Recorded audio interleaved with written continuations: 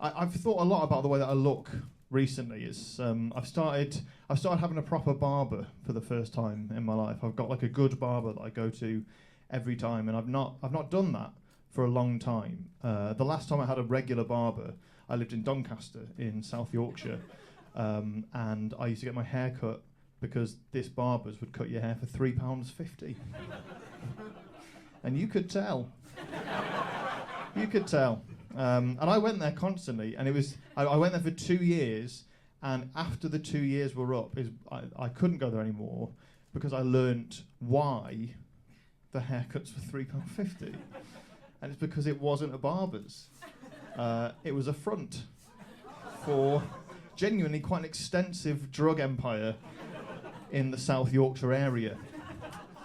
And it should have been obvious, because I remember the first time that I went there, I arrived at the door of the Barbers, and the man at the door, I assumed a barber, he stopped me and he said, with this tone of voice, "Are you here for hair?"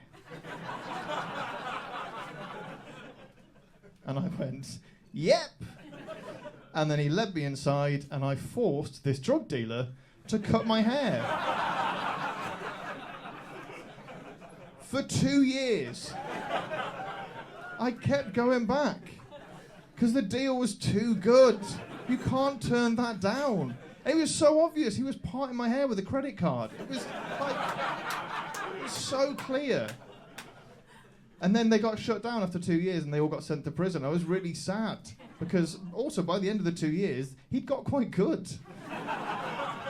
He was like this close to starting a new life. Really sad. But now I've got this guy, I live in East London, so I've got like a cool East London barber. He's got lots of tattoos, and he wears like a really big hat, which is always worrying in a barber. Like, let me see yours, and then... But he's very cool, and I really want him to like me. He's friends with all of his other clients. I arrive, and he's like bantering with everyone. He's one of those people, he's very unapologetically himself, which is one of those compliments that it sort of doesn't really sound like a compliment. Because when someone says, "Oh, he's very unapologetically himself," it sort of sounds like you think he should be apologising. Whereas I'm the opposite. I'm a people pleaser, which sounds like a compliment, but isn't. I didn't realise that until people have always told me I'm a people pleaser. They're like, "Oh, you're such a people pleaser," and I'd be like, "You're welcome." Don't mention it. Turns out it's a bad thing. So sorry for pleasing you all.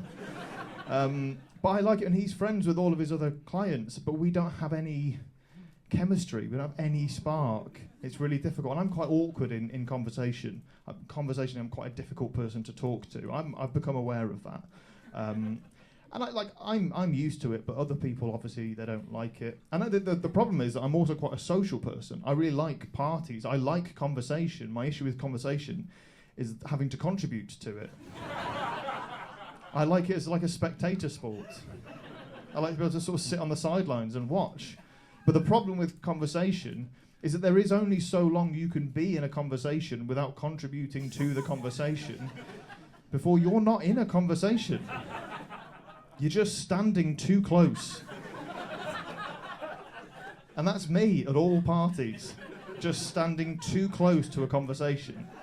And people don't like it. Like, listening in a conversation, you're a good friend. Listening to a conversation, spy. And that's a lot less welcome.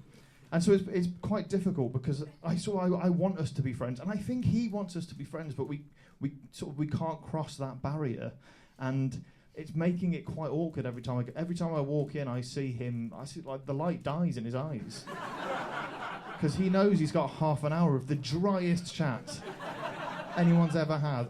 And I also, over the years, I've developed this habit where I never tell the truth to a barber.